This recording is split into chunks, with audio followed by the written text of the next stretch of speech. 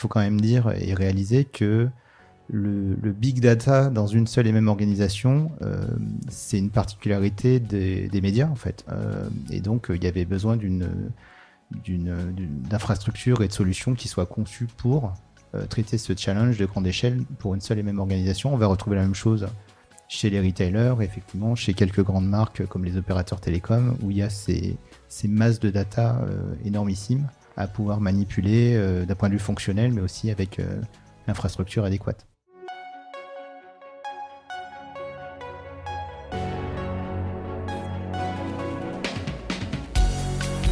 Bienvenue dans Mediarama, le podcast du futur des médias.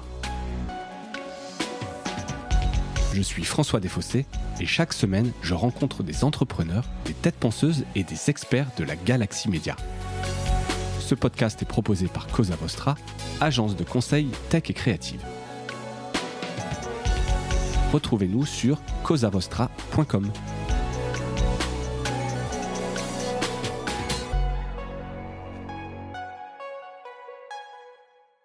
Bonjour à toutes et à tous et bienvenue dans ce premier épisode hors série sur la data, les médias et moi. J'ai choisi ce nom pour parler un peu de ce sujet un peu primordial de la data en partenariat avec Mediarhythmics. Et pour ce premier épisode, je reçois tout simplement alors les fondateurs de Mediarhythmics. Il y a une petite subtilité là-dessus sur laquelle on reviendra. Stéphane Dugelet et Gilles Chetla. Donc vous êtes respectivement CTO et CEO. Bienvenue. Merci François. Merci. Alors je disais petite subtilité parce que voilà, c'est sur l'histoire de Mediarhythmics. C'est toi Stéphane qui est le fondateur il y a quelques années, c'était il y a 9 ans. Et Gilles, toi tu as rejoint l'aventure il y a presque un an, un peu moins, en tant que CEO. Donc comme me le disais Stéphane, tu es le refounder qui permet de donner un peu la nouvelle impulsion de Mediarhythmics. Voilà, donc c'était intéressant de vous recevoir tous les deux pour essayer un peu de défricher parce que c'est un marché qui est complexe. Mediarhythmics, pour ceux qui ne connaissent pas, c'est une CDP. Alors si vous savez pas ce qu'est une CDP, vous le saurez à la fin de cet épisode. On va essayer vraiment d'expliquer un peu tous les enjeux autour de la data. Donc le data, ou plutôt le contrôle de la data, c'est l'enjeu majeur ces dernières années. Enjeu techno, enjeu réglementaire, enjeu business. Je vous le disais, moi je vois pas passer un dossier là chez Cosa Vostra sans qu'il y ait un besoin, une demande pour un outil de collecte, d'exploitation de la data pour de la transformation, pour de la pub. C'est vraiment devenu central. Et pourtant, c'est compliqué parce qu'il y a beaucoup d'acteurs, il y a beaucoup de types de solutions. On en parle depuis des années.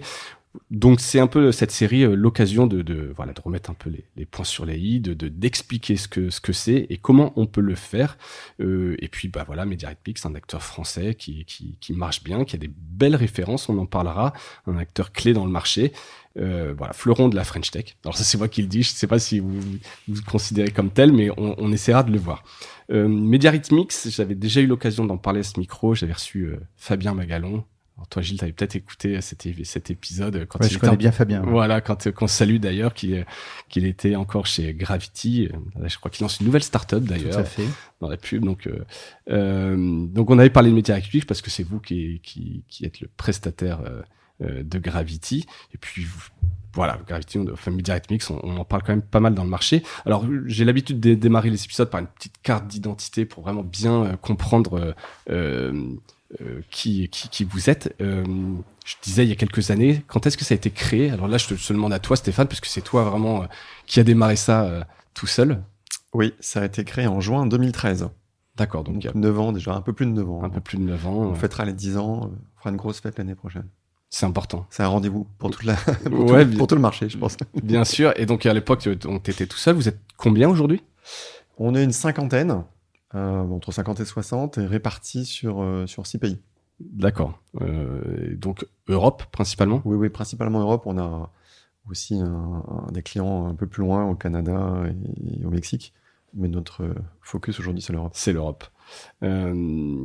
Et comment vous êtes rencontrés avec Gilles? Parce que là, j'imagine que peut-être vous évoluiez dans le même marché. Oui, alors on s'était croisés, je pense, à de multiples reprises. Et c'est il y a 1 an et demi, à un moment où je cherchais à faire rentrer un nouveau board member indépendant donc, dans mon conseil d'administration, qui est généralement constitué d'investisseurs et puis de personnes ayant une bonne connaissance du marché pour accompagner le conseil d'administration dans ses décisions. Voilà, on s'est rencontrés à cette occasion-là, et puis ça a tout de suite fité. Et puis Gilles m'a dit, mais pourquoi pas plus? Et puis moi, ça correspondait à un moment où je savais qu'il fallait qu'il y ait du changement à la fois dans l'histoire de Mediarhythmics, dans son développement commercial, et puis aussi du changement pour moi, parce que j'étais arrivé voilà, au bout de 8 ans et demi, à faire le constat que je préférais plutôt me focaliser sur des sujets de produits, de deep tech. Je pense qu'une bonne partie de ce qui fait que Mediarhythmics aujourd'hui est un leader sur ce marché, c'est parce qu'on a investi beaucoup de deep tech, et on en est fier et on a envie de continuer, on ne peut pas s'arrêter là. Et un job au quotidien qui m'en éloignait tous les jours un peu plus. Quoi. Ouais, c'est le problème de croissance de loi de CEO, tu peux plus à un moment donné et donc, être que dans la tech. Et donc le why not de Gilles a résonné très vite, et puis on s'est tout de suite entendu sur un modus operandi, et voilà, maintenant ça fait quasiment un an, un peu moins, mais et c'est top. C'est génial de pouvoir relancer une boîte un peu différemment. Ouais, puis toi maintenant tu te concentres sur ce qui te plaît. Toi Gilles, alors je vais pas faire tout ton parcours parce que quelqu'un l'a fait il y a quelques années, t'es passé sur le podcast de Mathieu, mon associé sur Génération Do It Yourself. Qu'on salue aussi. Hein. Ouais, qu'on salue aussi, qui est d'ailleurs en train d'enregistrer à côté. Voilà, t'es un entrepreneur du monde de la tech, pour le coup, hein, tu avais créé Sticky Ads TV, etc., que tu avais vendu à Comcast. Donc voilà, je mettrai le lien d'épisode aussi de Génération Do It Yourself sous les notes de l'épisode, puisque au moins ça te permettra un peu de comprendre ton parcours. Avec plaisir, on m'en reparle souvent de cet épisode. Donc, c'est vrai ouais. Quel succès. Ouais, ça marque visiblement, en tout cas tous ceux qui ont enregistré se reconnaissent entre eux, et souvent on me fait allusion. T'as eu ta casquette J'ai pas eu ma casquette, faut que je la réclame à Mathieu. Ouais, c'était peut-être, t'étais passé il y a longtemps, il avait peut-être pas encore la casquette, mais il faudrait le demander, c'est le signe distinctif. Parlons de Mediarhythmics, alors voilà, je l'ai dit, c'est une next-gen CDP. C'est important parce que en fait il y a beaucoup d'acronymes. Je l'ai dit il y a quelques années, on parlait de DMP, il y a des CRM, ça qui est un terme un peu qui existe depuis longtemps. Là aujourd'hui on parle de CDP, Customer Data Platform. Si on prend un petit peu de hauteur, quelqu'un qui ne connaît vraiment rien, si vous deviez expliquer à ma grand-mère ce qu'est une CDP ou ce que fait Mediarhythmics, même au-delà de ça, comment vous pourriez le faire de manière hyper simple et concrète? Je me lance. Vas-y. C'est toujours un exercice, hein, ça, ouais. Sans entrer dans des termes trop techniques. Ouais, moi, j'ai tenté avec ma mère et ma grand-mère, c'est compliqué. Si on prend un recul un petit peu sur ce qui caractérise le monde moderne, l'économie moderne, c'est une compétition féroce sur le marché, pour toutes les marques, pour arriver à attirer l'attention ce qu'on appelle les consommateurs, les utilisateurs. Voilà. On est dans un surplus de divertissement, dans un surplus d'informations, dans un surplus d'offres. Alors peut-être qu'on verra les changements climatiques et autres vont nous ramener à peut-être un peu moins d'abondance et d'offres, mais il y aura toujours ce conflit qui est que les consommateurs ont peu de disponibilité pour qu'on parle avec eux. Et quelque part, Mediarhythmics, c'est d'accompagner les marques pour que elles aient les meilleures opportunités, les messages les plus subtils, les détections des centres d'intérêt les plus précoces, pour que ce soit une communication qui soit optimale. Et c'est pas simple, parce que ça se fait potentiellement avec des millions de personnes, alors ce qu'on peut faire ensemble, tous les deux... Tu me connais, tu sais qui je suis, tu peux adapter le discours. Voilà, je sais, on s'est parlé tout à l'heure, je connais déjà des choses sur toi, mais quand il s'agit de centaines de milliers, de millions de personnes, comment on fait ça à grande échelle? Voilà. Et le monde moderne a construit le monde du digital, plein de modèles économiques autour de Facebook, de Google, qui sont des médias gratuits, mais qui se financent justement grâce à ces données. Et Mediarhythmics accompagne des marques qui sont des médias, des retailers, et leur constitue une forme de centre nerveux central, où on va récupérer toutes les informations qu'on peut récupérer de manière complètement légale sur le comportement de leurs utilisateurs, de leurs clients, et on va les aider à avoir une communication qui soit la plus pertinente, la plus subtile, la plus, on va dire, imaginative possible, voilà, dans un monde qui est aujourd'hui très, très féroce en termes de compétition. C'est clair. Gilles, tu l'expliques comme ça aussi? Oui, je l'explique. En fait, je pense qu'aujourd'hui, il y a une évolution majeure du marché de la publicité, c'est qu'il se rapproche de plus en plus de ce qu'on appelle le commerce. Euh, L'environnement aidant, l'évolution, notamment l'arrivée d'Amazon sur le marché, fait que tout le monde comprend que on doit à la fois attirer l'attention, mais ce que veulent les marques aussi, c'est convertir et créer une vente. Et donc, tout système qui permet de réussir cette conversion de manière la plus ciblée possible, la plus efficace, ben, c'est ce qu'ils vont rechercher. Et Donc, bon à prendre. exactement. Et c'est là-dessus que MediaRhythmics se positionne aujourd'hui avec son Next-Gen CDP. Et ce qui est marrant, effectivement, c'est que tu parlais, toi, de marque ou de e-commerce, mais c'est en fait les mêmes logiques. Si on prend un peu de hauteur, un média aujourd'hui, c'est ça, c'est comment je peux faire ma transaction, qui soit une prise d'abonnement, qui soit une bonne pub ciblée, etc. Et donc, MediaRhythmics aujourd'hui collecte ces données et permet à l'éditeur, puisque là, sur Mediarama, ce qui nous intéresse, nous, c'est les médias, même si effectivement, il y a plein de logiques e-commerce chez le média, à utiliser cette donnée de la manière la plus efficace possible. Bon, on va le voir, c'est au cœur de notre stratégie de Next-Gen CDP, un média, c'est une entreprise comme les autres, qui a besoin de créer son audience, de la maintenir, de la transformer parfois en abonnement payant pour ceux qui ont ce modèle-là. Et donc, ce sont des marchands. Il fait venir des gens sur leur site et à un moment donné, il faut qu'ils arrivent à trouver le bon discours pour qu'on passe un abonnement payant, soit pour un mois, soit pour un an, soit pour quelques articles. Et parallèlement, ils ont un modèle de revenu qui est lié à la publicité où ils doivent monétiser leurs espaces publicitaires. Et avec les données qu'on est capable de collecter, on les aide à les vendre plus cher. Et donc à faire plus de business avec ces mêmes données qui leur servent aussi à avoir plus d'abonnés. Donc il y a une vraie dualité aujourd'hui dans ce marché, qui n'était pas forcément le cas il y a quelques années, où on se focalisait plutôt sur la monétisation. C'est ça, on pourra en parler tout à l'heure, mais le CDP, il apporte le côté customer, et il apporte justement cette dualité dans les médias, que les médias ont peut-être pas senti aussi forte il y a quelques années, parce qu'on était encore dans les abonnements papier, il faut se le dire, il y a 10 ans... Oui, ça n'avait strictement rien à voir. Il y a eu un shift. On va continuer sur la carte d'identité avant d'entrer vraiment dans le détail. Le modèle économique de MediaRhythmics aujourd'hui. Alors nous, on est un éditeur dit SaaS, donc Software as a Service. On vend des abonnements. Et donc on n'est pas dans un business d'arbitrage. Ni à la performance. Ni à la performance. On ne fait pas d'achat d'espace, pas d'achat de données. On est vraiment un acteur transparent et neutre du côté des marques, du côté de ceux qui ont besoin d'une technologie. Donc l'abonnement, il est en fonction du nombre de data collectées, j'imagine, tout simplement. C'est un volume en fonction du volume.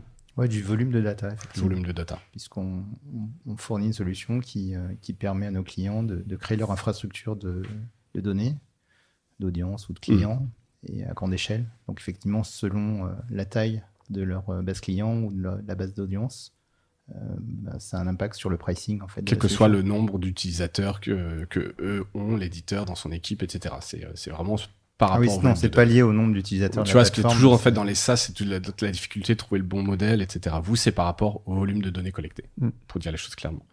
Donc, voilà, vous avez des clients, on l'a dit, donc du e-commerce, du retail média, mais donc dans les médias, combien de clients vous avez aujourd'hui en France? Puis tu parlais aussi d'Europe et un peu d'Amérique du Nord et pas que, tu as parlé du Mexique. Vous avez combien, quels sont un peu vos clients médias aujourd'hui?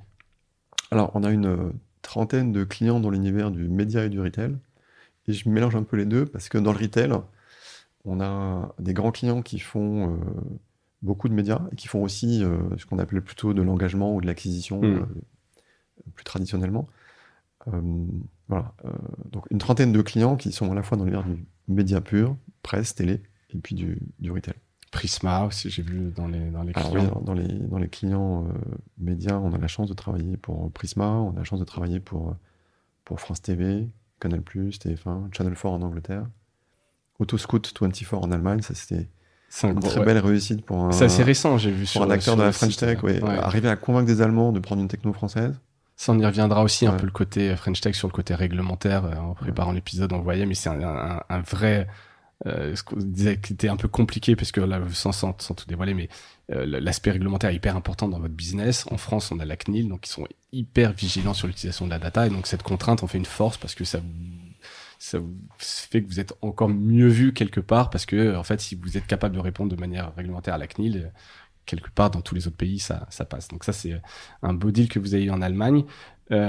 Toujours sur cette carte d'identité pour bien comprendre comment vous êtes organisé, est-ce que cet accompagnement de vos clients, vous le faites en interne? Vous avez des consultants ou comment ça se passe ou est-ce que c'est 100% dédié sur le SaaS et puis après c'est le client, il peut s'onboarder tout seul?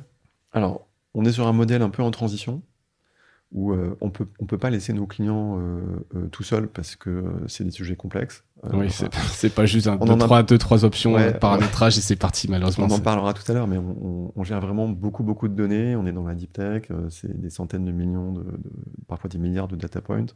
Voilà, donc ça nécessite un petit peu d'accompagnement qu'on fait au début beaucoup et un peu dans la durée historiquement.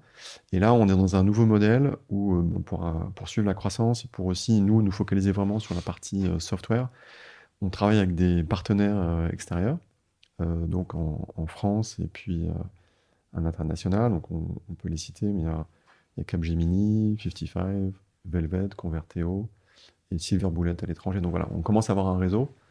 Des partenaires. intégrateurs, c'est un Exactement, peu le terme. ouais, c'est ça. C'est qu'en fait, c'est des consultants qu'on a formés à la fois à la partie technique de nos outils, mais aussi à la démarche d'accompagnement, parce que la data, il faut l'apprivoiser.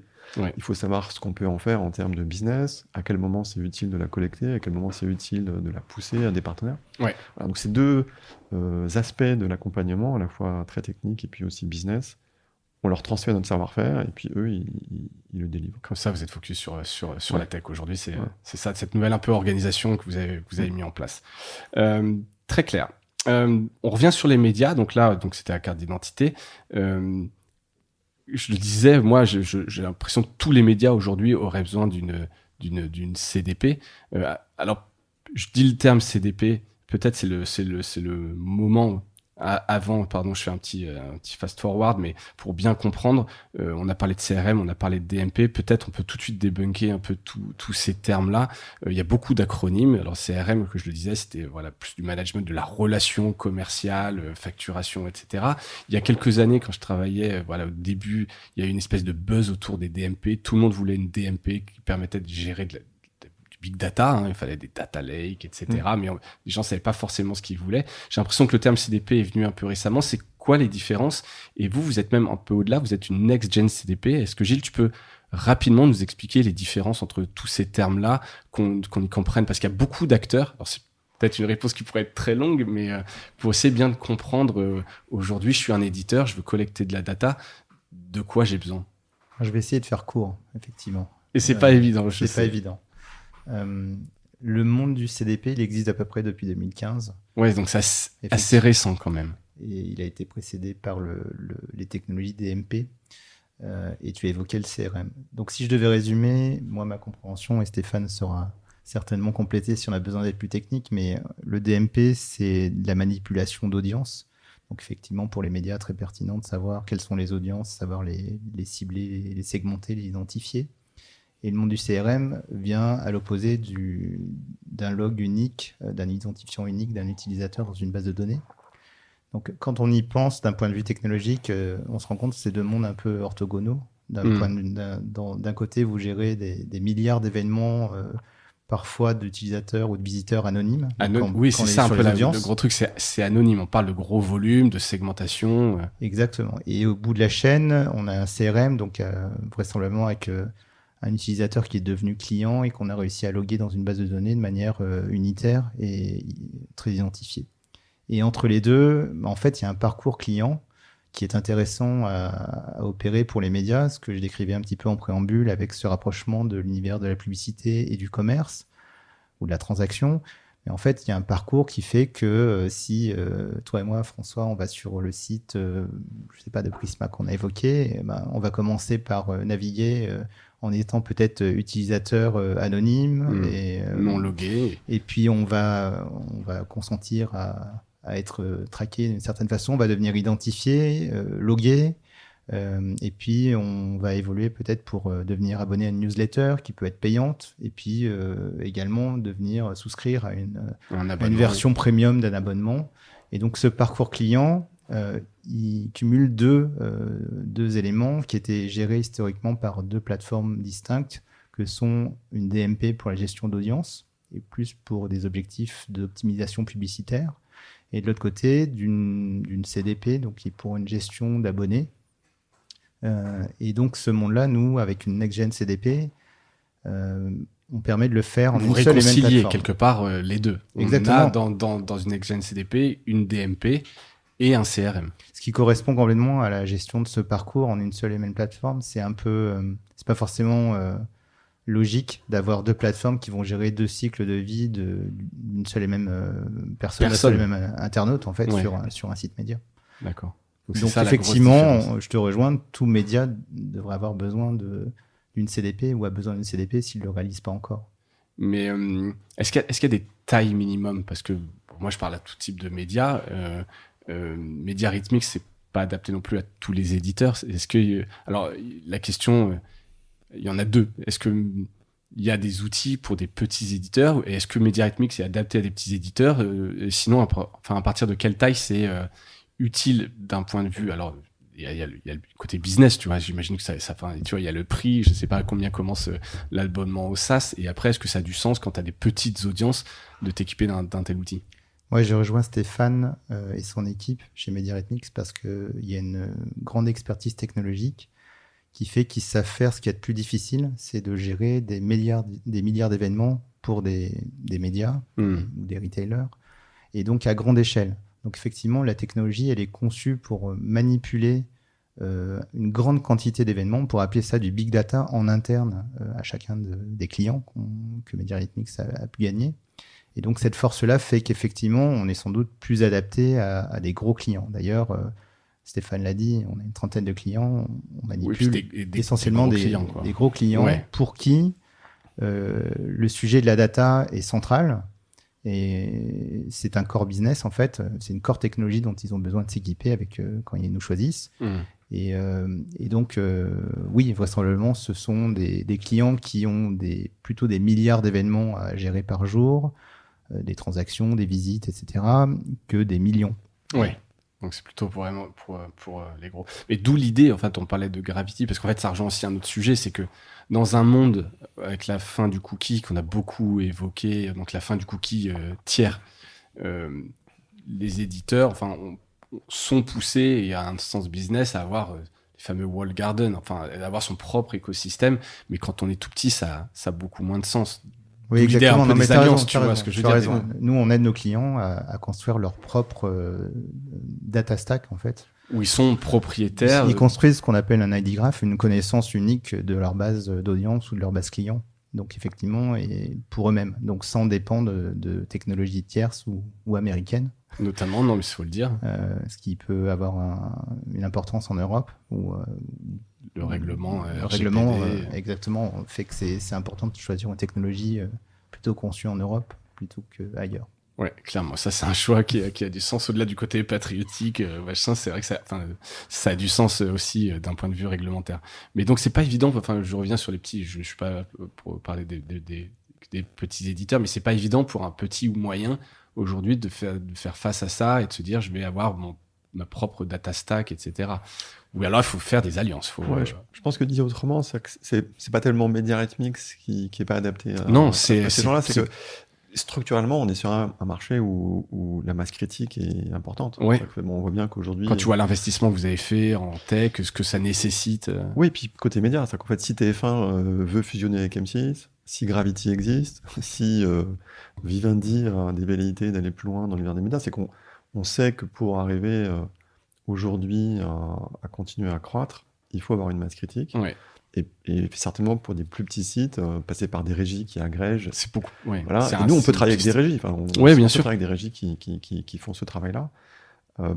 Pour des plus petits sites, je pense qu'il y a des enjeux effectivement de créer de l'adhésion, un contrat de lecture pour aller vers de l'abonnement.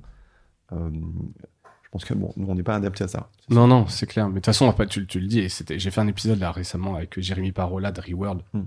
Qui sont dans une logique d'acquisition forte, hein, c'est un des gros et voilà, c'est dur de rester seul dans son coin quand il y a des tels enjeux réglementaires, business, etc. quoi. Alors après, il faut trouver d'autres manières de faire, peut-être plus one-to-one, tu vois, vraiment travailler. Mais effectivement, ce genre d'outil pour avoir sa data stack, il faut quand même une certaine...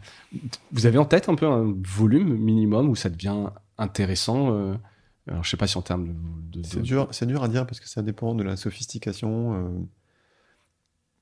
Le volume, il est intéressant parce qu'il il permet de créer des masses d'audience et des masses statistiques. Mais tu peux avoir des masses statistiques à partir de 50 000, 100 000 utilisateurs. Si tu arrives à... Je dirais quand même qu'en dessous d'1 million de visiteurs, ça me paraît un peu compliqué de dire qu'on fait du big data. Et donc de justifier Mediarhythmics, parce que s'il n'y a pas de big data... t'as moins besoin d'un outil pour aller chercher tes segments. Voilà, donc ça donne un peu une idée, grosso modo, de où commence à être un peu le marché pour ce type d'outils. Je reviens côté un peu éditeur, même si on aura l'occasion peut-être de l'aborder avec des éditeurs qui sont équipés de CDP. Qu'est-ce qu'il faut avoir comme ressources en interne pour un éditeur aujourd'hui qui veut s'équiper? Parce que donc il y a peut-être assez peu de tech au final, puisque c'est tout le principe d'avoir un SaaS. Est-ce que c'est du marketing? Qu'est-ce qu'il faut avoir en équipe en interne pour que ça se passe bien, l'intégration d'un projet comme ça? La majorité de nos clients ont des équipes data en interne, voire même des data scientists. Et pourquoi? Parce qu'ils ont compris que la maîtrise de la donnée est essentielle et centrale par rapport à la connaissance de leurs audiences et à leur succès commercial, qu'il soit pour la publicité ou pour le transactionnel, comme je l'évoquais. Donc tu sens quand même qu'il y a un niveau de maturité, ils ont des data scientists, ils ont des équipes qui savent exactement, qui peuvent prendre l'outil rapidement. Il n'y a pas un gros besoin de formation, d'accompagnement? Ils ont les équipes en interne. Aujourd'hui, s'ils n'ont pas les équipes en interne, c'est qu'ils n'ont pas encore fait ce cheminement que la data était importante pour eux. Mais en général, ils ont les équipes en interne. Oui, et puis il faut quand même un peu cette maîtrise. Donc il faut quand même avoir cette maturité, avoir des équipes en interne pour pouvoir justement exploiter un peu le meilleur de la data que tu collectes quelque part. Mais c'est le cas de la plupart des invités que tu as eu sur le podcast Mediarama, en fait. Oui. En tout cas, dans ceux qui ont une certaine taille, effectivement, j'essaie de voir un peu peut-être tous les niveaux de maturité, mais les gros, effectivement, ils ont compris, ils ont les ressources, ils ont quand même, et heureusement d'ailleurs, atteint ce niveau de maturité. D'un point de vue plus commercial, j'imagine que c'est des choix qui sont un peu impactants et que tu t'engages pas sur un outil pour 6 mois. Est-ce que le cycle de vente il est comment chez Mediarhythmics? Alors, c'est une des particularités de la vente au grand compte. Ouais. C'est qu'en général, tu vas trouver des deals que tu gagnes en appel d'offres. Et donc, les cycles de vente, on va dire, c'est entre 6 et 9 mois pour gagner un client. Donc, c'est assez long.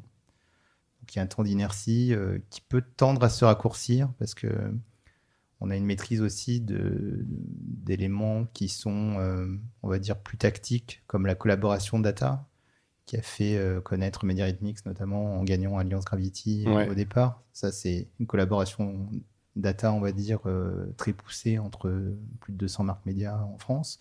Il peut y avoir des collaborations data un peu plus légères, tactiques, entre un annonceur et un média, entre un média et un retailer. Et donc là, on arrive sur un marché dont on entend beaucoup parler, qui est celui de la clean room aujourd'hui, où on peut jouer un rôle. Donc là, ce sont peut-être des deals plus tactiques, plus légers que toute une CDP, où ça peut aller plus vite en termes de cycle de vente. D'accord. Et tu parlais de clean room, c'est un terme qu'on voit apparaître ces derniers temps. Alors vous devez être dedans depuis un moment, mais vous pouvez réexpliquer ce qu'est une clean room, notamment c'est très réglementaire, mais tu pourrais l'expliquer, Stéphane, encore une fois de manière un peu concrète? Alors, de manière concrète, le concept de la clean room, c'est de permettre à 2 entreprises de partager de la donnée de manière organisée, tout en faisant en sorte qu'aucune des deux puisse quelque part avoir accès à des données auxquelles elle n'aurait pas normalement accès. Donc, une espèce de tiers de confiance. C'est l'idée que... donc, derrière Clean Room, il faut avoir en tête que c'est des contrats au cas par cas. Voilà. Donc, une marque, par exemple, de cosmétiques, a envie de faire une campagne télé très ciblée sur un réseau télé en utilisant peut-être des gens qu'elle connaît avec des cartes de fidélité. Elle va mettre à disposition de cette Clean Room toutes les personnes qui ont cette carte de fidélité dans son réseau de distribution. Le média va regarder parmi tous ses clients. Donc, on fait une intersection entre ces clients-là et ceux qui sont aussi disponibles imaginons, dans leur base. En télé connectée. Et uniquement le produit de cette intersection pourra être utilisé pour faire du ciblage. Donc, chacun repart avec ses données. Et uniquement le produit de cette intersection, donc des gens qui sont des deux côtés, peut être utilisé pour faire un ciblage à la télé. C'est quelque chose sur lequel on met des grands mots, mais quelque part, ça existe déjà depuis 10 ans. C'est-à-dire que quand vous faites du Customer Match ou du Custom Audience... C'est ça, sur Facebook à l'époque. Voilà, c'est déjà ça. C'est qu'en fait, évidemment, vous donnez vos données à Facebook, vous donnez. Hein. Si vous ne les donnez pas, parce qu'évidemment, ils vont a priori pas les utiliser, mais vous les transmettez quand même, vous ne savez pas ce qu'ils vont en faire derrière, vous avez une forme de confiance. La clean room, c'est une forme de formalisation beaucoup plus rigoureuse des droits et devoirs de chacun. Et donc, quand on met à disposition des informations dans une clean room, on va se mettre d'accord sur un protocole qui dit, bon, c'est quoi les informations de chaque côté? C'est quoi, comment on fait comme opération? Et le résultat de cette opération, qui a le droit de s'en servir? Là, on formalise un peu tout ça. Donc, ça industrialise. C'est presque un contrat, en fait. Exactement, ouais, c'est ça. C'est une forme industrialisée de contrat de partage pour lui faire des partages beaucoup plus rapidement en toute sécurité. Ok. Et donc ça peut être autour d'un deal. Non, c'est un annonceur, une marque qui s'équipe de la techno de clean room et à chaque deal met en place des règles un peu différentes. Les clean rooms seront certainement un peu des deux côtés parce qu'il y a aujourd'hui des médias qui veulent faciliter les échanges, donc ils vont proposer leur clean room. Oui. Et puis dans l'autre sens, il y a certainement des grands annonceurs qui ont beaucoup de budget qui vont dire non, moi j'ai ma clean room, tu viens. Enfin, et ça, c'est un produit dans l'offre.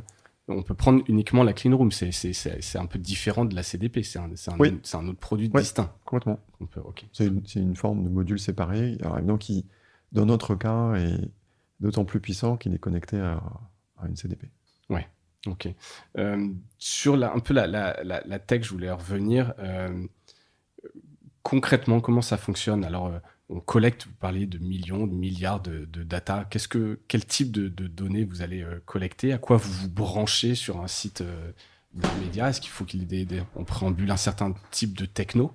Tu vois, pour essayer vraiment de bien comprendre concrètement. Et après, vraiment le fonctionnement. Parce que c'est la première des choses à faire, c'est collecter la donnée. Ouais. Alors, la collecte de la donnée, elle va généralement s'organiser entre ce qui est du online et puis ce qui est du offline. Le online, on va chercher à le collecter directement avec des tags qu'on met dans les pages des différents sites. Donc, c'est des technos très connus depuis très longtemps, avec des tag managers. Et puis, on a des tags qui font attention au consentement, donc ils sont souvent aussi interconnectés avec des outils de gestion de consentement, les CMP. Voilà. Mais tout ça se fait de manière assez rapide et le temps d'installation d'un tag aujourd'hui dans un déploiement Minarithmic, c'est quelques jours. Oui, j'allais dire, c'est quelques jours. C'est vraiment la partie simple. Ouais, c'est la plus simple. Par contre, il faut savoir quel type de données on veut, parce que le plan de tagage, on peut collecter tout et n'importe quoi. Alors, on peut décomposer, justement, c'est une des forces de Minarithmic. On n'est pas obligé de se poser la question trop tôt de ce qu'on prend ou ce qu'on ne prend pas. Et donc, ce qu'on a tendance à faire, c'est d'avoir un tag qui va collecter tout ce qui est disponible. Et côté serveur, une fois qu'on a l'information, là, on va pouvoir se poser et on va pouvoir personnaliser la collecte. Ouais, faire du picking un peu. On fait du picking, on fait du redressement. On fait beaucoup de redressement. C'est quoi le redressement? Ça veut dire, vous êtes dans un site média où vous avez un identifiant d'article, mais on n'a pas fait d'analyse sémantique. C'est quoi le contenu de l'article? On peut se connecter à une autre base de données qui va faire une analyse vraiment sémantique pour savoir quelles sont les thématiques de cet article. Et donc, au moment où on va le stocker, enrichir. On peut faire a posteriori ça. Ouais. Pareil pour les catalogues produits dans le retail. Les pages des sites web, elles contiennent rarement toute l'information. Donc, elles contiennent un ID produit, un titre, un nom du produit.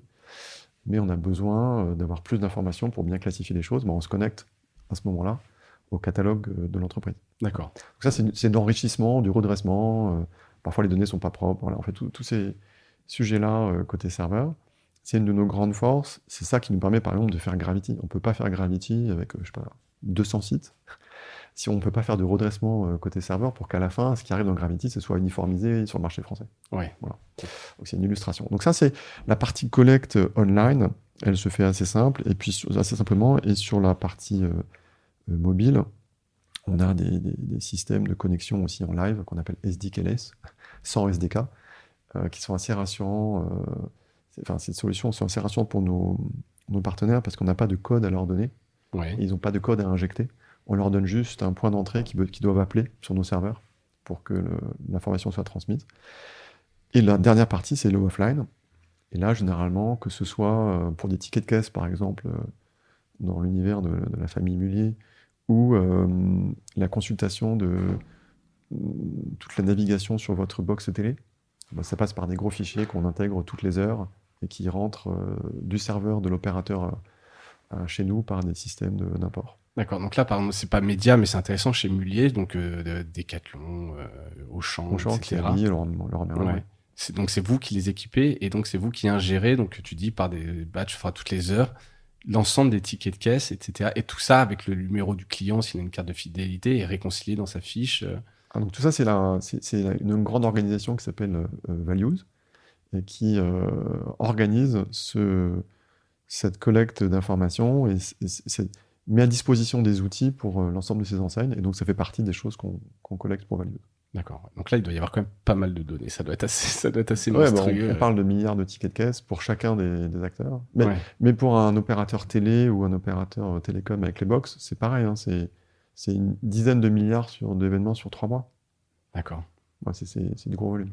Et alors juste là, c'est par curiosité, les serveurs, tout ça, c'est, j'imagine, stocké en France. Comment c'est organisé? C'est pas vos propres serveurs, j'imagine.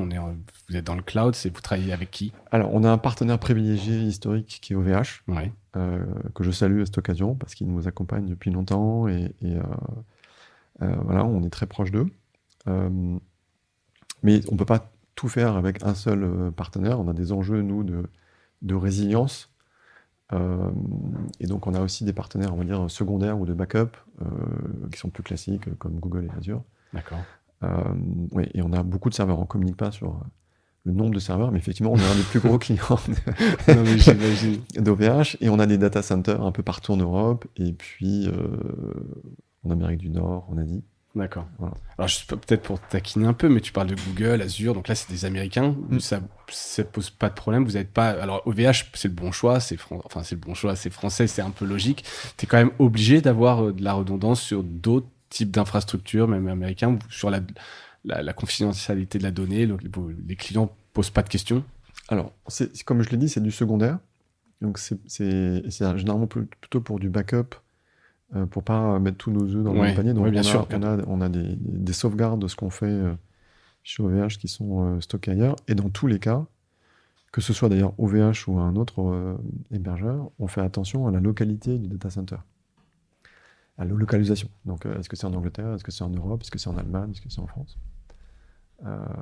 Voilà, on est très vigilant à cette localisation.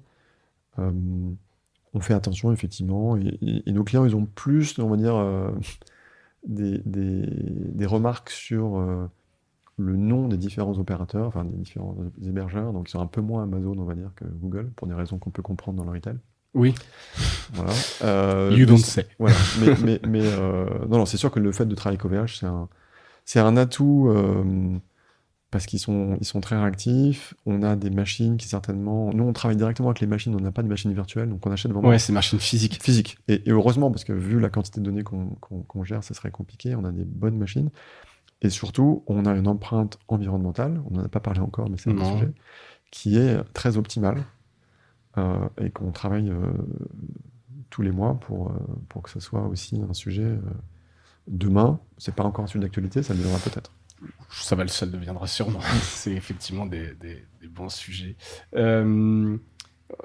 Qu'est-ce qui la techno de MediaRedPix, en quoi elle est différente d'autres acteurs? Parce que j'ai l'impression, je fais encore une fois un truc un peu simpliste, mais bon, on collecte de la data, on la segmente, on la met à disposition. J'ai l'impression de dire que plein d'acteurs proposent cette proposition de valeur. En quoi, vous, la techno est différente? Alors, tu dis que il y a des années de deep tech, il y a des brevets, il y a de la propriété intellectuelle, il y a des choses qui sont vraiment différenciantes dans votre techno? Oui, alors, on peut le présenter en disant que d'un point de vue applicatif, donc les applications qu'on apporte, on a à la fois des sujets, on a évoqué autour de NextGen CDP, donc on sait faire des audiences, on sait faire du suivi des clients pour la transaction, on sait faire de la collaboration, mais ça, on a plein de concurrents qui font ça. Mais souvent, quand ils le font avec une infrastructure qui est une boîte noire. C'est-à-dire qu'ils ont des applis, mais en fait, on ne sait pas exactement comment ça fonctionne. On ne peut pas personnaliser l'infrastructure, on n'y a pas accès. Alors qu'avec MediaRhythmix, on a accès à une vraie infrastructure. On a une vraie base de données qui a tous les attributs d'une base de données qu'on peut directement modifier, auquel on peut accéder.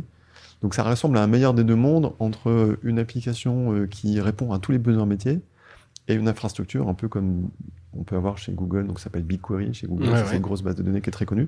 Bah, nous, on peut prétendre, et d'ailleurs, on a des feedbacks de Google qui sont dans ce sens-là, qu'on a construit une vraie base de données qui est finalement meilleure que BigQuery dans l'univers du data marketing, parce qu'on s'est focalisé là-dessus. Ouais. Voilà, et nos clients, ils ont accès à ça. Et quand on parle effectivement de faire des requêtes pour faire des ciblages, pour aller chercher peut-être, je sais pas, toutes les personnes qui ont acheté des produits bio dans les 6 derniers mois dans tel et tel type de magasin, ben on sait le faire et ça prend quelques secondes et la minute d'après, on peut l'activer sur Facebook. Ouais. C'est pas mal quand même de se dire qu'on a fait un truc qui est plus performant que BigQuery de Google. Ouais. En termes d'accroche, c'est pas mal. Ouais. Surtout si ça vient de... Bon, d'où l'avantage d'être focus aussi sur un applicatif, encore une fois... tu peux le faire. Est-ce qu'il y a de l'intelligence artificielle? Alors, c'est pas juste pour un buzzword, mais c'est comprendre quand tu as forcément du big data, ces montants de données. C'est pas l'éditeur qui de lui-même va essayer d'imaginer quel type de segment il va avoir. Comment est-ce que l'IA peut aider là-dessus?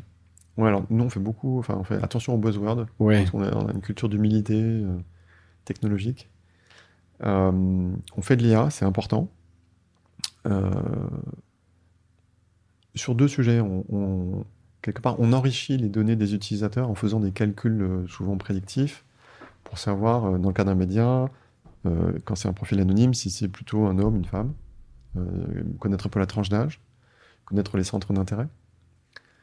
Donc c'est autour de l'utilisateur. Et quand on est plutôt sur la partie transactionnelle, c'est est-ce que le client est satisfait ou est-ce qu'il y a un risque de churn, quel est le prochain produit qu'il aurait envie d'acheter et comment on peut lui faire une proposition. Ça, c'est vraiment centré sur l'utilisateur. Et depuis plus récemment, on commence aussi à faire de l'IA en allant analyser plutôt les contenus, donc les articles, pour voir cet article, il parle de quoi et qu'est-ce qu'on peut en retirer comme information en termes de ciblage ou en termes de qualification pour les lecteurs. Et ça, c'est intéressant parce que souvent, ça permet, justement avec la fin du cookie, justement d'avoir du ciblage. Comment est-ce que c'est ça? Donc vous faites cette analyse sémantique pour les éditeurs qui permet de dire là pour le coup pour la pub, bah tiens en fait j'ai tel segment d'audience qui va être intéressé par tel produit parce qu'il lise tel article. Oui, c'est un des axes de notre réponse globale. On a une réponse globale, on pourra peut-être en parler tout à l'heure, mais qui est assez large. Ça m'intéresse parce que il y a plein de solutions, donc savoir un peu ce qui marche, ce que vous testez là-dessus, si tu peux prendre un peu de temps et expliquer. On a une approche globale à la fin des cookies tiers. Donc un des axes, c'est celui de, voilà, on appelle le contextuel, l'autre l'appelle ça le sémantique. Donc, c'est de dire, c'est de comprendre en fait de quoi parle l'article. Voilà. Et à qui va intéresser. C'est de faire à grande échelle ce que Médiamétrie a fait pendant 50 ans sur la télé. C'est-à-dire que Médiamétrie est capable de dire en fonction de ce que vous regardez qui vous êtes. Là, on essaie de faire ça à des échelles qui sont beaucoup plus fines et beaucoup plus rapidement, parce qu'il faut le faire tous les jours, les articles qui changent. Voilà, cet article, a priori, qui va le lire? Et donc, si tu cibles cet article, quelle est ta promesse vis-à-vis d'un annonceur qui va vouloir cibler tel ou tel type d'audience? Donc ça, c'est quelque chose qu'on fait, qu'on intègre. Alors pour être plus honnête, c'est-à-dire que là, on se rend compte de nos limites en termes d'IA. On a déjà une bonne équipe technique, on fait déjà beaucoup de choses. Je l'ai dit, on a quelque chose qui est un concurrent de BigQuery, donc on est bien occupé. Donc sur l'IA, il y a des algorithmes qu'on fait nous-mêmes, il y en a d'autres sur le sémantique. On va chercher des plateformes de deep learning et on fait l'intégration. C'est pas à nos clients de le faire, c'est nous qui le faisons. Donc ils ont un choix, mais on a le meilleur du deep learning du moment pour être sûr que, parce que ça évolue beaucoup, que quand on prend un article avec un texte, on est capable d'avoir les sentiments, d'avoir ce qui est positif, ce qui est négatif. Voilà. Tout ça, on le met à disposition de nos clients. Et ça marche bien. Et ça, alors, pour être très honnête, tu es capable de dire de quoi parle un article, de comprendre, ou est-ce que c'est juste des tags qui sortent Alors, c'est des nuages de mots-clés. Ça marche bien statistiquement. C'est que ce qu'on fait et qui est... c'est qu'on rapproche ça quand même de données utilisateurs qu'on connaît par ailleurs. C'est qu'on va se dire, là, on a une graine utilisateur pour lesquels on a les consentements, pour lesquels on sait qu'il y a capacité à suivre, parce qu'on a des identifiants. Il n'y a pas de cookie tiers, mais on a des identifiants. Donc on prend modèle sur ces gens-là, sur leur consommation média, pour en déduire D'accord.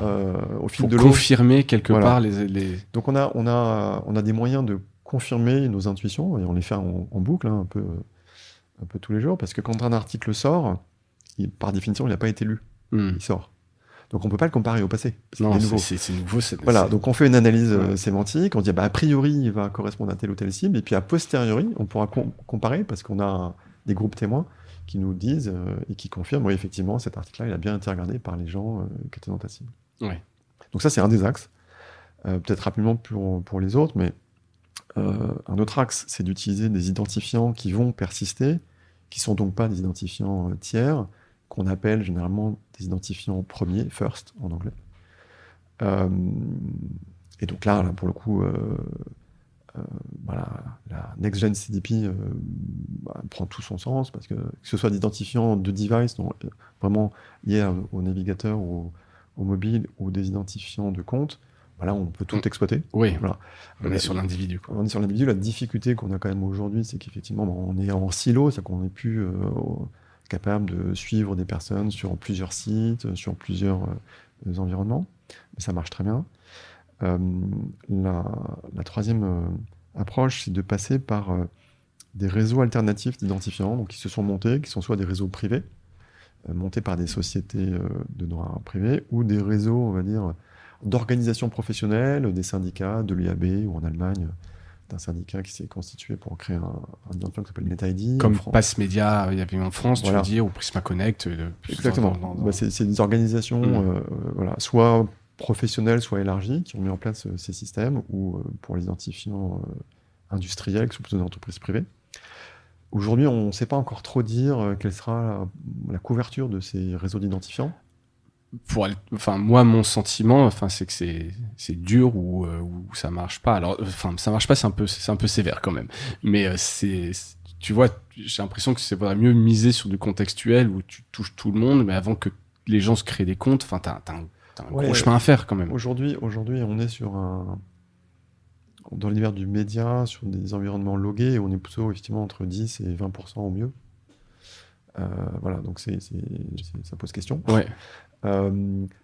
Maintenant, à la défense de ces alternatives, Google ne nous facilite pas la tâche, parce qu'en fait, à force de retarder la disparition des cookies tiers, ça donne des coups d'arrêt, d'élan et d'arrêt, donc c'est pas très lisible. Mais moi, j'y crois beaucoup quand même à ce moyen on est toujours dans un problème où, si je reviens au tout début, on a une compétition qui est féroce. Les coûts d'acquisition pour toutes les marques à l'issue de la crise du Covid ont explosé sur les réseaux sociaux et sur Google. Vous parlez à tous les directeurs marketing, vous disent que ça devient même difficile d'imaginer comment continuer d'y aller. Quoi. Ouais. Et donc, c'est plutôt une bonne nouvelle pour tous les médias qui, eux, ont des logins. Et si les inciter à avoir des logins, c'est que si tu as un login, tu vas avoir des CPM qui sont ceux de Facebook et Google. Donc, voilà, c'est aussi. Je pense qu'il y a une vraie dynamique vertueuse, donc j'y crois beaucoup.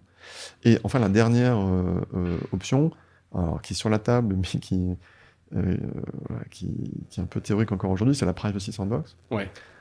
Donc, initiative, pas de Google, hein, tout le monde pense que c'est Google qui pousse, mais bon, c'est le W3C, donc c'est un consortium qui est évidemment ils sont actifs, aiguillonné par Google et d'autres acteurs.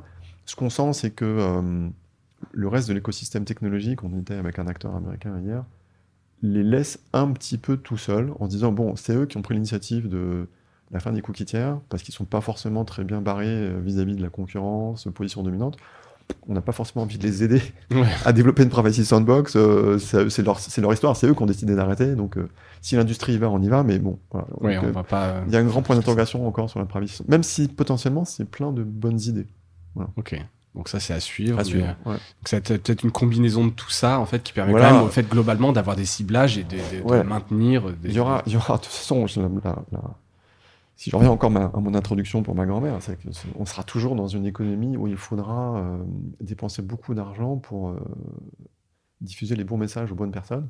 Donc si les médias sont malins et ont trouvé les bons équilibres, ils en font partie de cette économie. Ouais, clairement. Donc pas d'inquiétude là-dessus. Il y aura toujours des solutions. Il y aura toujours de la demande. Il faut être prêt par contre. C'est ça. Il faut pas être par rapport aux autres notamment. C'est-à-dire qu'en fait, on a ce sujet-là. Parfois, il y a des statistiques qui sont sorties sur le niveau de préparation des médias qui n'est pas toujours au top. Ouais. Ça avance un peu quand même, j'ai l'impression. Ouais, Enfin, en tout cas, ça dépend des groupes. Il Ouais. n'y a pas de généralité, je voilà, pense. exactement. Je pense que c'est pas. À prendre. Pour revenir un peu sur le marché, parce que c'est intéressant, là, vous êtes Médiarythmics, il n'y a pas que vous, mais justement, c'est l'occasion un peu de voir. Et puis, encore une fois, je ne vais pas dire que c'est un marché naissant, c'est pas le cas, mais peut-être Gilles, quels sont les autres acteurs, vendeurs de CDP, pour quand même qu'on ait une vision un peu globale, je trouve que c'est assez intéressant. Alors, vous disiez que vous êtes une next-gen, parce que vous avez à la fois le côté un peu transactionnel et le côté CDP, CRM. Qui sont les grands autres acteurs? En fait, sur le CDP, on va retrouver les grands éditeurs de logiciels historiques que tout le monde connaît. Salesforce qui vient du CRM, Adobe, Oracle. Donc, on va retrouver sur ce marché-là des grandes plateformes qui n'ont pas forcément été conçues pour les problématiques médias. Ouais. Ils sauraient faire, mais la combinaison de maîtrise de l'infrastructure pour manipuler de la donnée à grande échelle pour un client, c'est pas forcément le cœur business de ces sociétés-là. Et donc, ça nous permet de briller aussi face à ces gens-là dans les appels d'offres. Après, sans revenir sur le triptyque audience, donc plus marché historique DMP, plus CDP qu'on vient d'évoquer et collaboration data avec les clean rooms, il y a des acteurs qui vont éclore dans chacun des domaines, et parfois des acteurs locaux sur un segment ou un autre. Par contre, je pense qu'aujourd'hui, sur ce triple play de pouvoir tout faire dans une seule et même plateforme, une seule et même base de données, moi, sincèrement, j'ai l'impression qu'on est sur un océan bleu. Ouais, ce qui est quand même une grosse barrière, une barrière techno, quoi, pour pouvoir répondre à tout ça en une plateforme, c'est pas évident, quoi. Voilà, donc je parle régulièrement à ces acteurs, ceux qui sont plus côté DMP ou plus côté collaboration data. Et forcément, à un moment de la conversation, quand je dis nous on fait ça chez Médiarythmics, ça nous on sait pas faire. Donc c'est parfois la partie CDP, parfois c'est la partie collaboration data, parfois c'est la partie gestion d'audience. On vient de cet environnement-là. Le podcast s'appelle Médiarama. Il faut quand même dire et réaliser que le big data dans une seule et même organisation, c'est une particularité des médias en fait. Oui.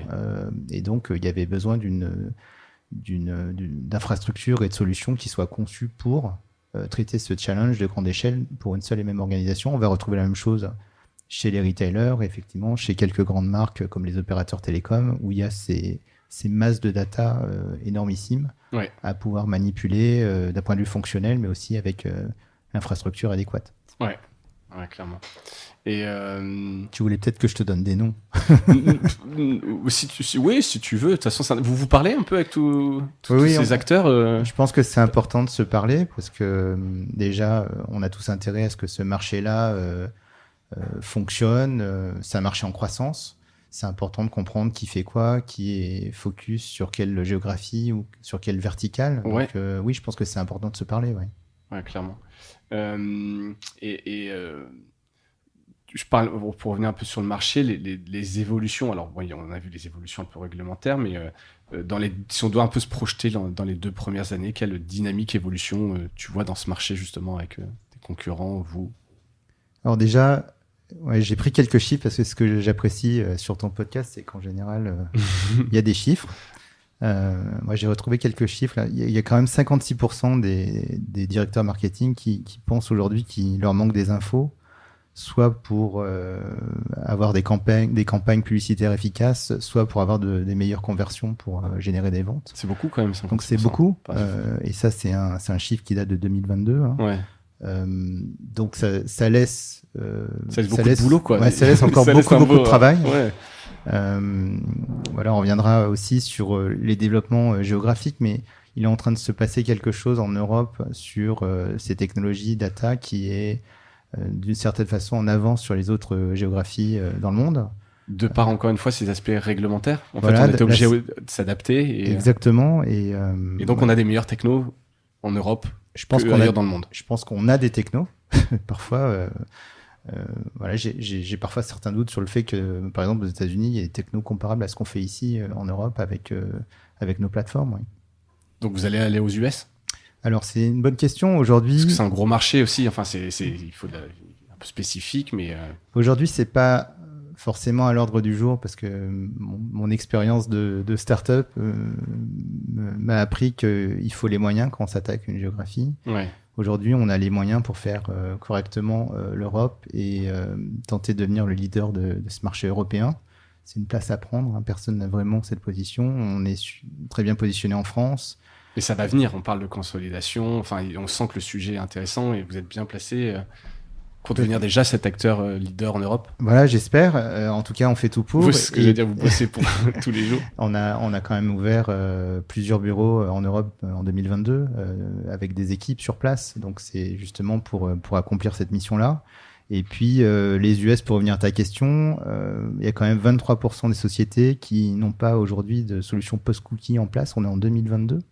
Donc, on est quand même dans un terrain de jeu. Ça, c'est US. dans le monde ou c'est aux US? C'est aux US. C'est un chiffre d'Adweek en mars de cette année. Donc, c'est il y a 6 mois. Donc, c'est vraiment le début d'une réflexion qu'on a, j'ai l'impression, quand même plus avancée en Europe. Oui, j'ai l'impression. Donc, en termes de potentiel, il y a encore beaucoup de choses à faire dans notre domaine. Et alors là, c'est plus que la question un peu d'entrepreneur, mais tu dis que ça coûte. Est-ce que je vous ai pas posé la question, est-ce que vous êtes rentable? Est-ce que vous avez levé, je crois, 2 fois dans l'histoire de MediaRhythmix, parce que là, on sent qu'il y a un momentum. La techno est bonne. C'est pas moi qui le dis, c'est le marché. Hein. Vous avez plein de belles signatures, dont des Avenir, etc. J'imagine que ça doit pas être difficile. Alors la conjoncture est pas hyper bonne en ce moment. On va être quand même honnête. On enregistre là en septembre. Mais bon, tu vois, c'est sur un marché. Tu l'as dit, Stéphane. Il y aura toujours de la demande. Ça répond à plein d'enjeux. Ça permet d'avoir son wall garden, donc de faire face à des Google, des Facebook, etc. La promesse est belle quelque part. Aujourd'hui, pour répondre à ta question, comme toutes les startups, même si on a 9 ans bientôt. Ouais, c'est une belle startup de 9 ans. On vise une croissance raisonnée et rentable, donc qu'on devrait atteindre en 2023. Effectivement, tous les signaux sont au vert sur notre marché. Chez MediaRhythmix, je peux citer plein de fondamentaux et de drivers qui font que ça nous laisse penser que ça va bien se passer, même dans une époque où il y a un signal qui est rouge et qui est celui qu'on ne contrôle pas. C'est l'environnement un peu incertain, récessionniste, inflationniste, etc. Donc, mais si je reviens aux drivers qui portent ce marché, ils sont multiples. Donc, on a évoqué les réglementations. En fait, les réglementations sur la donnée privée, c'est le début. Elles vont devenir de plus en plus strictes. Évidemment. Et de partout dans le monde. Tout le monde l'appelle quelque part. Enfin, je veux dire, moi, en tant que consommateur, exactement. Et c'est très bien. Et c'est très bien. Donc ça, c'est un driver important pour s'équiper de plateformes comme la nôtre. Deuxièmement, il y a des drivers marchés qui sont liés à la digitalisation sectorielle. La télé vers la télé adressée. Segmentée, oui. On en a assez peu parlé, mais donc c'est le fait de regarder la télé, juste pour expliquer, sur les box, où donc on est dans arrête-moi Stéphane si je dis des bêtises, mais des environnements logués, où pour la première fois on est capable de manière granulaire de savoir qui regarde quel programme et de lui adresser une pub que pour lui. Quoi, c'est intéressant, c'est pas trop connu du grand public, mais déjà aujourd'hui, quand vous regardez... la télé, donc on est en prime time, on dit en linéaire aussi. Oui, en linéaire. Vous n'êtes pas en streaming, vous êtes vraiment en linéaire. Quel que soit l'opérateur en France, ils se sont mis d'accord sur la manière de faire fonctionner. Vous avez des décrochages dans les séquences publicitaires qui sont ciblés en fonction de votre box. Et ça existe déjà. D'accord, donc pas en fonction de la géographie, pas en fonction de socio-démographique, mais en fonction de la box. Alors, il y a des accords en fait. Après la box, ça je sais pas. Quand je dis la box, en fait, c'est l'ID de la box. Oui, non, mais l'opérateur.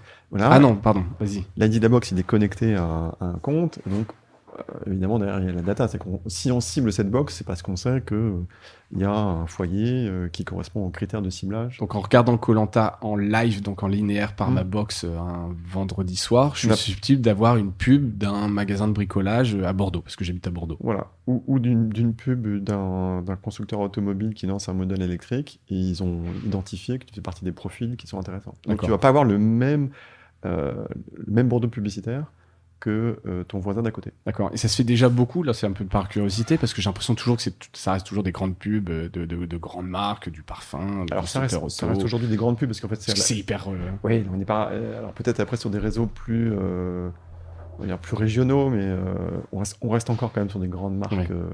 de télé traditionnelles, Ouais. mais avec, pour le coup, un ciblage qui est personnel. Et donc, pour revenir pardon, au point que tu disais, Gilles, effectivement, cette digitalisation, rien que ça, c'est un exemple d'encore c'est un exemple. un nouveau, Il y en a un autre. une nouvelle opportunité business pour vous, énorme. Complètement. L'autre opportunité qui est énormissime, c'est l'évolution du retail média, du commerce en fait en général.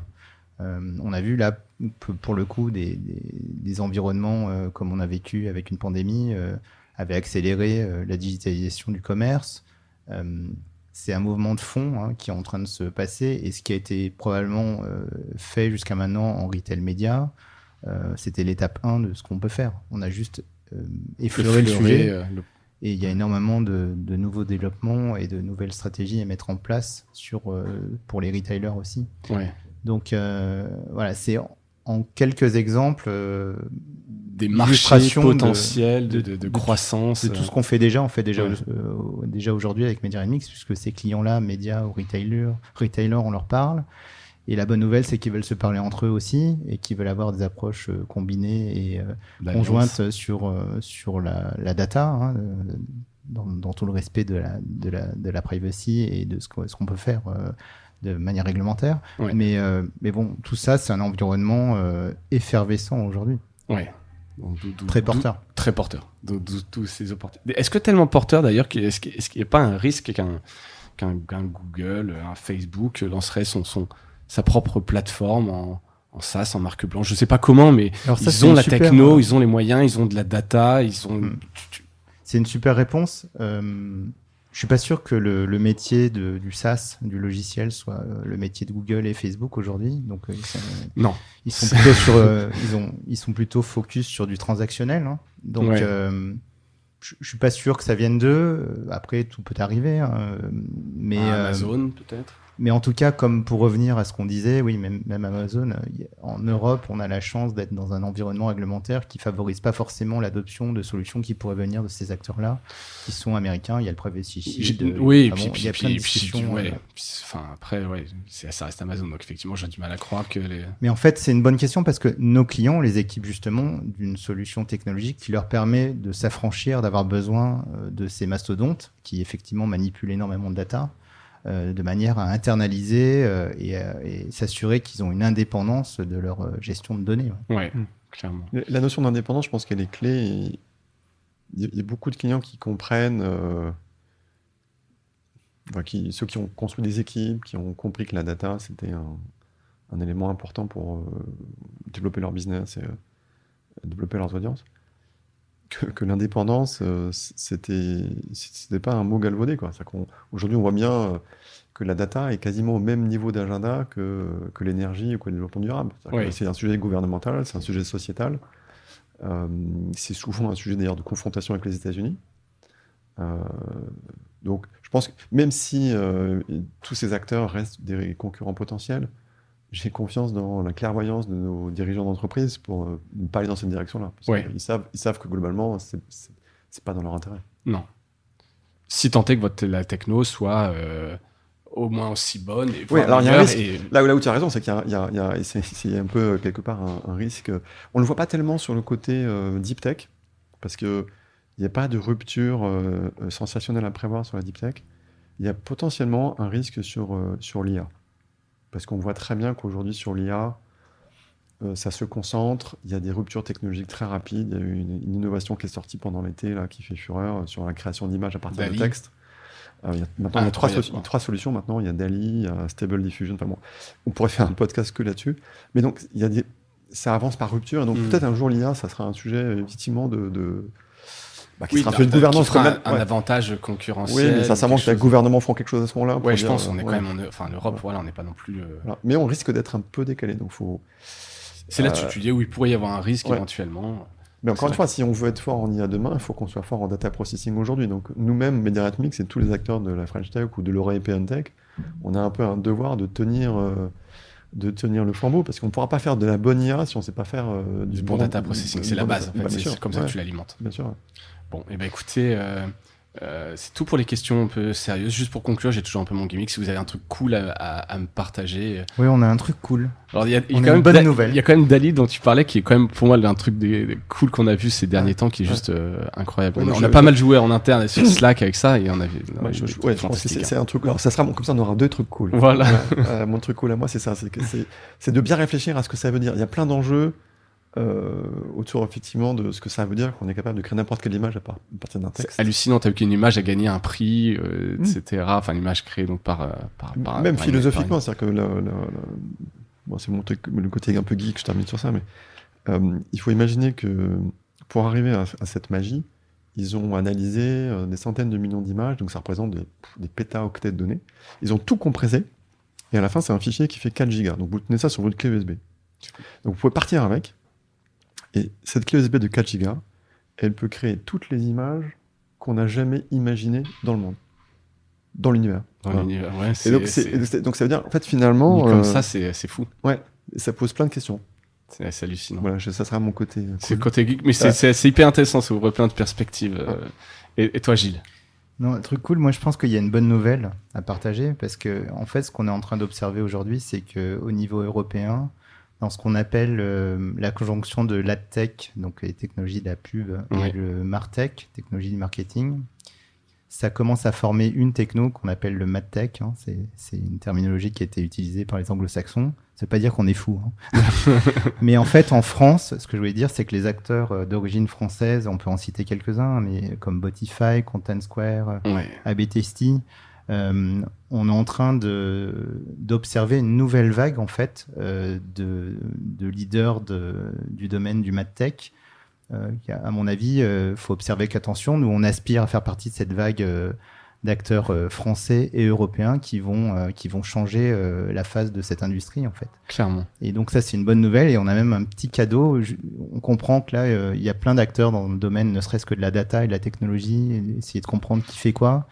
Nous, on est en train de mettre à disposition sur notre site un panorama en fait de toutes les sociétés qui sont en Europe sur les sujets data dans le marketing et la publicité, de manière à pouvoir positionner qui se situe qui où, fait quoi, parce que c'est qui est souvent une question qui revient. Bah oui, parce qu'en fait, des fois, tu sais pas, il y a beaucoup d'acteurs, tu sais pas exactement où ils se mettent, si c'est complémentaire, si c'est un overlap. Donc là, c'est un panorama que vous allez diffuser. Exactement, là, on le met à disposition cette semaine, et donc on espère que ça va aider à mieux comprendre ce marché et ce qui s'y passe. Bah, il faut, c'était ça un peu, tu disais, de parler avec les autres acteurs. Quelque part, il y a des enjeux au-delà de MediaRhythmics, des enjeux de Europe, etc. Enfin, même, on est plus fort ensemble. On parlait d'alliance, que c'est resté tout seul ensemble. Enfin, c'est compliqué, ça reste dans la même logique. Bon, je mettrai le lien vers ce. Faut vite le mettre en ligne le temps qu'on sorte l'épisode. Merci, messieurs. Merci pour votre temps, c'était très agréable. Je mettrai tout ce dont on a discuté en lien de l'épisode. Et puis, je vous remercie toutes et tous d'avoir écouté cet épisode jusqu'au bout. J'espère qu'il vous a plu. Salut.